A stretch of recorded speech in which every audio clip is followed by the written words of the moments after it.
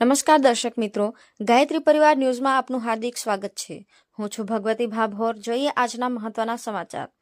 ચેટીચાંદ મહોત્સવ એ હિન્દુ નવ સંવત્સર ચૈત્રી પ્રતિપદા એટલે હિન્દુ નવ વર્ષ 2083। ચેટીચાંદ એ સિંધી સંસ્કૃતિનું નવા વર્ષ તરીકે ઉજવવામાં આવે છે। આ પવિત્ર દિવસે સિંધી લોકો પોતાના વેપાર ધંધા બંધ રાખી ખૂબ ધામધૂમથી વરુણદેવ ઝૂલેલાલ ભગવાનની શોભાયાત્રા કાઢે છે। દાંડિયા રાસ રમતા રમતા અખંડ જ્યોતિને ભેરાણા સાહેબને નદી અથવા દરિયામાં વિસર્જન કરે છે। ગોધરા શહેરમાં દર વર્ષે ગાયત્રી પરિવાર ગોધરા દ્વારા ચેટીચાંદની શોભાયાત્રાનું સ્વાગત ભવ્ય રીતે કરવામાં આવે છે।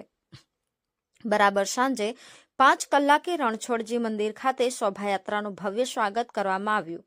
સિંધી સમાજના પ્રમુખ શ્રી મુરલીધર મૂલચંદાનીના માર્ગદર્શન હેઠળ અખંડ નીકળેલ જ્યોતિ સાહેબ ભેરાણાની સવારીનું આરતી તથા પૂજન અર્ચન કરવામાં આવ્યું હતું।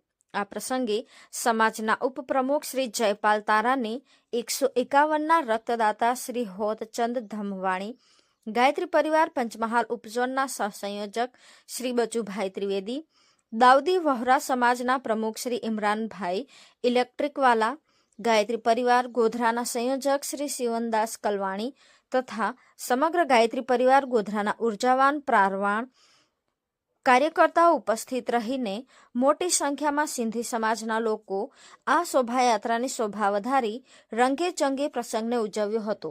અહેવાલ નીતિન ભાભોર, મહીસાગર।